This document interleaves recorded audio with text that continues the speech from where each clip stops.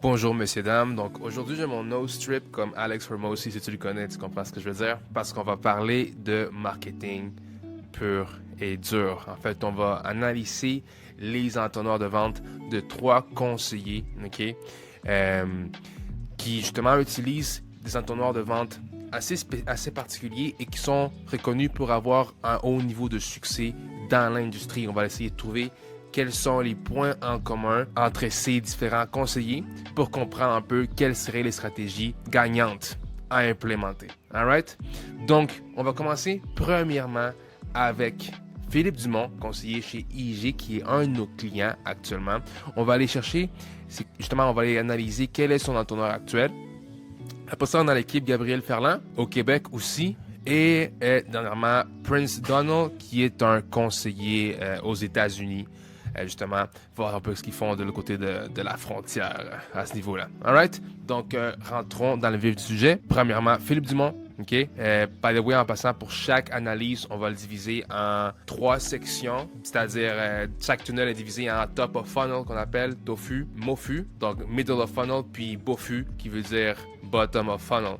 OK, donc c'est comme ça, normalement, dans le marketing, on divise les entonnoirs de vente. Puis, évidemment, aussi, on va pouvoir analyser les différentes composantes à travers l'entonnoir, l'offre, le mécanisme de collecte d'attention, le mécanisme de génération de confiance, puis le mécanisme pour convertir en vente. Alright? Donc, premièrement, quelle est l'offre de Philippe? Philippe a une offre, OK, unique, qui a pour but, justement, de offrir un cours gratuit par rapport à le décaissement à la retraite. OK? Parce que son public cible en particulier, c'est les gens qui justement se rapprochent de la retraite. OK?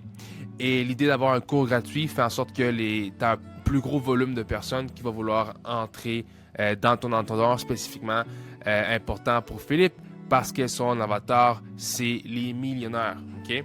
Donc, évidemment, comme il n'y en a pas des quantités illimitées au Québec, tu veux justement s'assurer qu'il y ait le plus de millionnaires possibles veulent rentrer. Puis j'ai beaucoup de personnes en passant qui vont dire des choses comme « Ah, mais tu sais, est-ce que ça marche vraiment pour les gens à haut revenu, tu sais, des gens qui sont plus rares, des gens qui sont plus éduqués, ils vont pas nécessairement, tu sais, les mêmes stratégies de marketing vont pas fonctionner sur eux, tu sais, les propriétaires d'entreprises, les grosses entreprises, les millionnaires. Ben, à la fin de la journée, je comprends pourquoi on peut penser à ça. Puis oui, à un certain point, tu vas peut-être pas aller signer le CEO d'une multinationale à travers une pub Facebook, OK?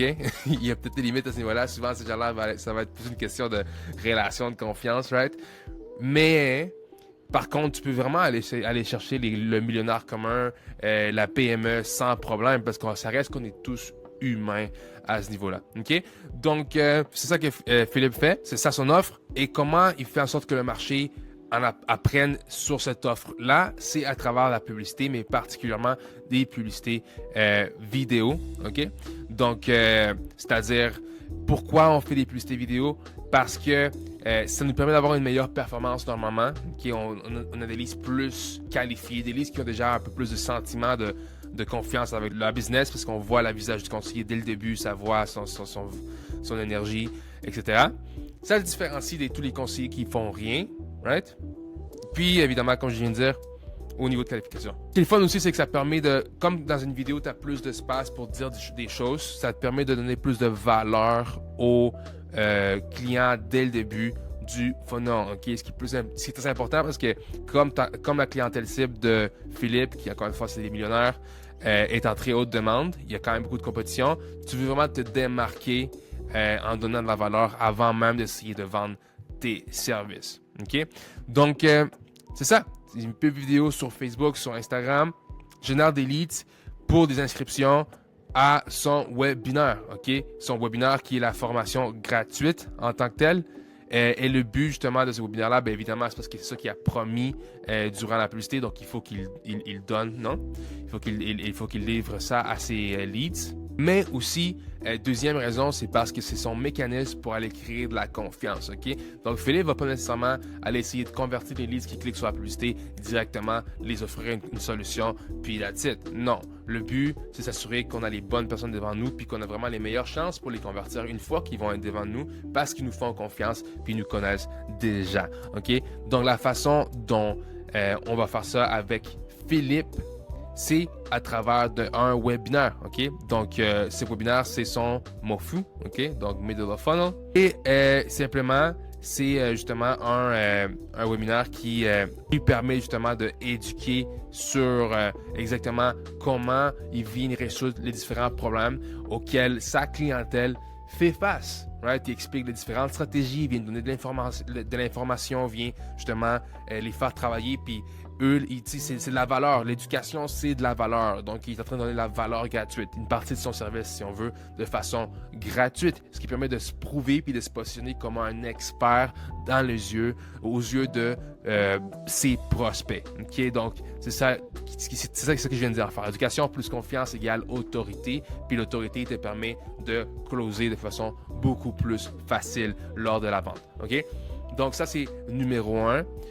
Puis, numéro 2, outil de qualification automatique. On s'entend que si tu te présentes à un webinaire de 2 heures ou plus, c'est parce que c'est sérieux, right?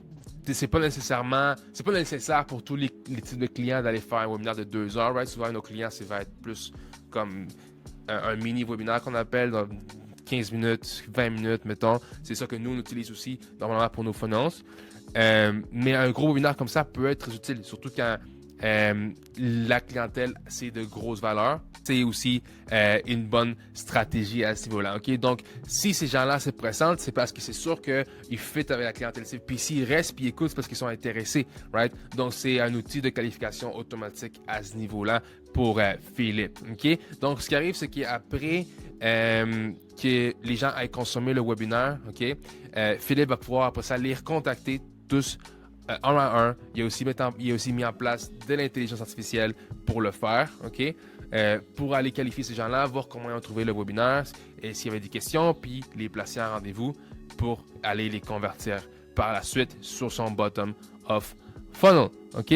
Donc, évidemment, à la fin du webinaire, il va justement donner la chance aux gens de planifier une rencontre, une appel découverte, si on veut, pour aller explorer leurs options à eux. Mais si jamais ils ne font pas sur l'appel, comme j'ai dit, il y a des façons de retarget puis d'aller rechercher les gens pour les convertir. OK? Donc, évidemment, la game est complètement différente que le conseiller commun qui va juste courir après des leads un à un au téléphone puis essayer de se battre contre tous les autres milliers de conseillers au Québec pour essayer d'aller chercher le contrat. Right? Donc, c'est une game complètement différente. Si on passe au prochain exemple, équipe de Gabriel Ferland. Très intéressant et c'est assez semblable, mais l'offre, elle est différente. Dans ce cas-ci, en fait, ce que Gabriel vient offrir, c'est plutôt un webinaire sur les 3 stratégies d'investissement les plus rentables fiscalement pour la société de gestion du lead, en fait, de ce prospect. OK? Évidemment, et pourquoi il va faire cette offre-là? Parce que ça vient attirer un type de client très spécifique. Tu vois, c'est pas monsieur, madame, tout le monde qui va même comprendre qu'est-ce que ça veut dire, cette offre-là. Si quelqu'un dit ça, ça se peut que si t'es pas un entrepreneur, tu sais peut-être même pas c'est quoi une société de gestion, right? Ouais, exact, ça va pas te parler, tu vas pas pouvoir cliquer, c'est-à-dire que tu vas t'éviter, ou mettons Gabriel s'évite d'avoir des leads non qualifiés parce que justement son message, il est juste compris par des gens qui seraient qualifiés pour ce service, ok? Donc, c'est ça. Et évidemment, de l'autre côté aussi, pour ses clients, c'est très intéressant de vouloir en savoir plus sur ce genre de stratégie-là. Donc, ça permet de générer des leads, encore une fois, de façon avec le moins effort possible. OK?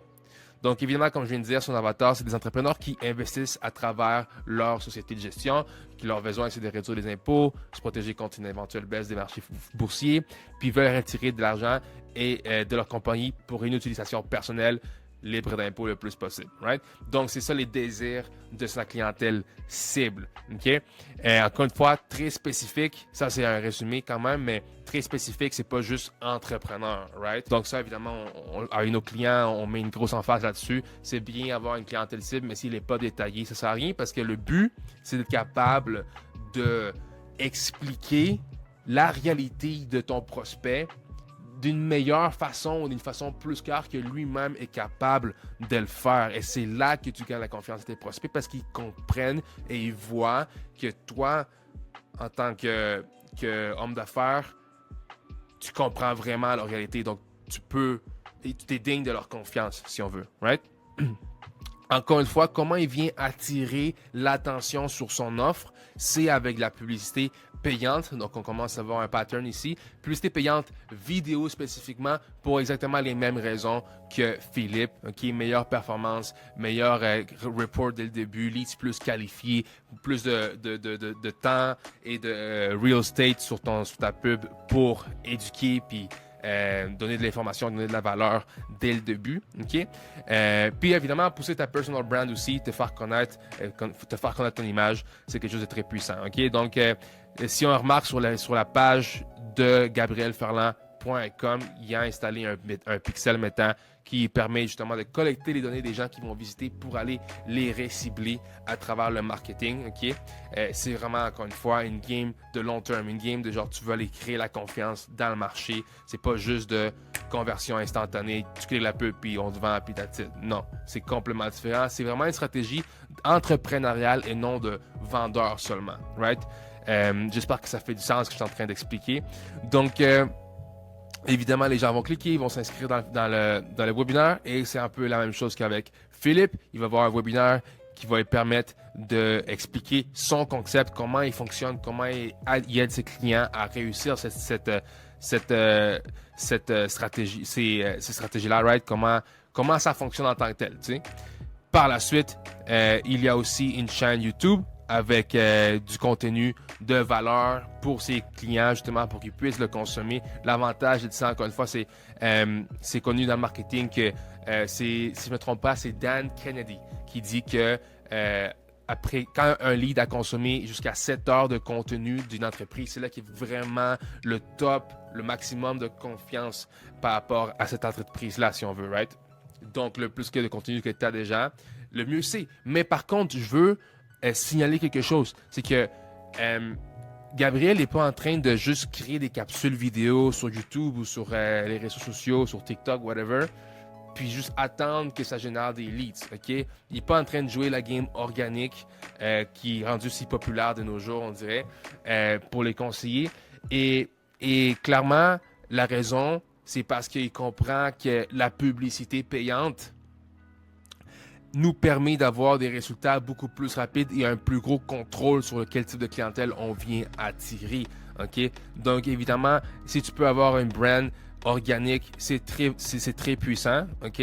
Mais tu ne peux pas te fier là-dessus aujourd'hui. C'est quelque chose qui, à la fin de la journée, n'est pas... Les inputs, c'est-à-dire combien tu publies puis la qualité de ton contenu est sous ton contrôle, mais les outputs, les résultats de que les gens te suivent, que les gens le commentent, ça, c'est pas sous ton contrôle. Tandis que la publicité, elle est prouvée pour que si tu la publies, si tu dépenses en publicité, ça va amener des résultats. Right? Donc ça, je trouve ça très intéressant d'observer chez Gabriel qu'il publie du contenu, mais c'est pas son moteur principal, right? Puis par la suite, même chose que Philippe, dans le fond, il va voir un webinaire, il va avoir un call to action, puis la réactivation par la suite pour aller convertir une fois que ces leads-là ont confiance en lui, puis ses stratégies. OK? Donc ça, c'est pour Gabriel Ferland. Dernier exemple, OK? Je suis allé un peu out of the box, comme on peut dire, avec Prince Donald, OK? Qui est un conseiller d'assurance aux États-Unis, OK? Puis, simplement, lui, c'est 100% concentré sur l'assurance vie. C'est vraiment ça qu'il veut pousser, OK? Donc, mais l'idée, en fait, c'est les angles... La façon dont il va présenter son marketing n'est pas centré sur l'assurance vie en tant que telle. Tu vois, parce que c'est une erreur que je vois souvent des gens qui font des publicités au Québec. Ils vont dire, veux-tu de l'assurance vie? Right? Veux-tu une autre soumission sur l'assurance vie? Veux-tu sauver 5$ par mois sur ton assurance vie? Blablabla. Bla, bla, bla. Right? C'est des genres d'offres qui sont centrées sur est-ce que tu es prêt à acheter de l'assurance? Moi, je peux t'en donner. Right? C'est comme, basically, tu prends une commande de quelqu'un qui sait exactement qu'est-ce qu'ils veulent, puis qui sont prêts à acheter, ce qui crée beaucoup du magasinage, puis etc. Right? Donc, ce qui est intéressant de Prince, c'est que il va toujours trouver un angle marketing qui va générer de la curiosité, puis il va le différencier de d'autres personnes qui vendent l'assurance. Right? Comme par exemple, tu n'as probablement jamais entendu parler de ce secret de comment utiliser l'assurance vie pour gagner de l'argent sans payer des taxes, simplement. Right? Donc, je suis sûr que la conformité aux États-Unis est différente. Hein? Mais dans le fond, c'est ça qu'on peut voir. C'est vraiment, là, je parle purement marketing. C'est vraiment intelligent ce qu'il fait. OK? Here's what you don't know about getting life insurance through your job. Donc, qu'est-ce que tu sais pas par rapport à obtenir l'assurance vie à travers ton travail? Tu sais, c'est comme vraiment la curiosité. C'est comme, c'est quoi que je sais pas? C'est quoi je suis en train de manquer? C'est créer du FOMO, réellement. Right? Pour monsieur, madame, tout le monde, clairement, si c'est différent aux autres exemples, où ça c'était pour entrepreneurs, pour millionnaires. C'est vraiment pour monsieur, madame, tout le monde. Donc, on mise beaucoup sur la curiosité plutôt que genre, comment régler un problème très spécifique que tu as. Right? Donc, c'est ce qu'on peut voir comme différence. Comment les stratégies vont varier dépendamment de quelle est ta clientèle cible, right? Donc, c'est comme ça qu'il vient générer des leads. Parce qu'évidemment, durant la publicité, il va parler justement de OK, ben, c'est quoi le secret? Puis il va après ça tourner le script vers OK, ben, si tu veux en savoir plus sur comment implémenter ça, clique ici, des choses comme ça, right? Puis c'est comme ça que tu génères des leads. Après ça, ce qui est intéressant avec Prince Donald, c'est qu'il n'y a pas de webinaire. Okay? Clairement, c'est une clientèle type différente. Donc, il va vraiment plus aller misser sur du contenu plus court. Okay? Il y a une chaîne YouTube, il y a sa page Instagram. C'est vraiment plus humain. Le but, c'est de se différencier de pas seulement un vendeur ou un conseiller, mais vraiment un allié pour la vie personnelle de ses clients, vu qu'on parle vraiment de tout ce qui est particulier, right? La game est quand même un peu différente. Mais le concept reste le même. C'est qu'on va pas vouloir nécessairement convertir les leads de façon trop agressive. On va quand même vouloir leur donner de la valeur puis créer de la confiance avec un certain mécanisme. Et dans ce cas-ci, c'est le contenu. Et encore une fois, le contenu, Prince Donald, il y a quand même une grosse présence web, donc j'imagine qu'il génère quand même des leads organiques, mais ça reste que si tu vas voir sur le Ads Manager, il roule beaucoup de publicité, donc tu peux remarquer qu'il se fie pas sur le organique pour nourrir son entonnoir puis nourrir justement les leads, la pipeline de son entreprise, non? Donc un peu la même chose que Gabriel Ferland ici. Donc puis c'est ça. Et finalement, après ça, dans certaines pages où que justement les leads sont redirigés, il y a un calendrier pour que les gens puissent booker une rencontre découverte pour en savoir plus sur ce service. Donc, c'est aussi simple que ça. Ok. Ce qui est vraiment intéressant, c'est voir les similitudes et quand même les différentes choses qui peuvent changer dépendamment principalement la clientèle cible de l'entrepreneur. Donc, les similitudes que moi j'ai remarquées à travers ces 3 entonnoirs, c'est quelque chose qui est vraiment intéressant à noter. Première chose, on peut voir que pour tout ce qui est l'offre, on parle vraiment d'une offre unique, bien définie, et selon un avatar spécifique. Ok, donc c'est tout le temps des offres qui vont être adaptées selon quel type de client on veut aller chercher, que seulement notre clientèle cible va comprendre ou va être attiré vers ça, right? Donc, quand on parle d'un millionnaire, on parle de justement décaissement à la retraite. Quand on parle d'entrepreneur, on parle de stratégie d'investissement à travers la société de gestion, right? Quand on parle de assurance vie pour monsieur, madame, tout le monde, c'est vraiment un angle curiosité. Tu sais, c'est quelque chose qui va pas nécessairement être intéressant pour un entrepreneur, mais justement pour la personne qui serait intéressée par rapport à l'assurance vie, il sait déjà c'est quoi l'assurance vie, mais peut-être comprend pas le concept à 100%. L'angle curiosité fonctionne très bien pour générer du volume. Après ça, filtrer plus tard dans le funnel, right? Numéro 2, j'ai remarqué une grande emphase sur la publicité payante afin que les bonnes personnes viennent à eux. Comme je disais, il y a personne ici qui semble misser trop sur l'organique. Et j'imagine que justement, avec le volume de publicité qu'ils font sur le web, ils sont probablement pas une très grosse emphase sur les stratégies traditionnelles de cold calling, puis de porte-à-porte ou de réseautage, etc. etc. Et numéro 3, j'ai remarqué que les mécanismes d'éducation et d'engagement visent à créer de la confiance avec leurs prospects avant même de tenter de les convertir en clients. Okay? Donc, qu'est-ce que ça veut dire? C'est qu'il n'y a personne ici qui essaye de justement juste générer des listes de noms, après ça les appeler comme si c'était du cold call pour aller leur vendre leurs produits. Okay? On parle vraiment de tout ce qui est, on vient attirer les gens, on vient leur donner de quoi de valeur pour qu'ils viennent dans notre monde et après ça, on vient comme les travailler puis si on veut les endoctriner pour qu'ils comprennent quelle est la valeur de notre entreprise. OK? Donc, c'est les 3 choses que j'ai remarquées. Et ça, encore une fois, ça vient de très gros producteurs. OK? On parle de millions de dollars pour tous ces entreprises-là. Puis en fait, pour finaliser cette vidéo, la question que j'aimerais ça te poser, c'est simplement si eux sont à ce niveau-là, si eux, c'est des aussi grands producteurs, OK, encore une fois, des millions de dollars par année, et si toi aussi, tu aimerais ça te rendre à ce niveau-là, ou du moins t'en rapprocher, ça ferait-tu pas de sens de regarder qu'est-ce qu'eux font, puis le répliquer? Alors, si ça t'intéresse de savoir comment toi aussi, tu pourrais implémenter des stratégies similaires pour ton entreprise, pour passer au prochain niveau, mais de façon adaptée à ta clientèle cible, OK, clique sur le lien en dessous de cette vidéo ou commente le mot entonnoir, puis on va pouvoir en parler. À la prochaine.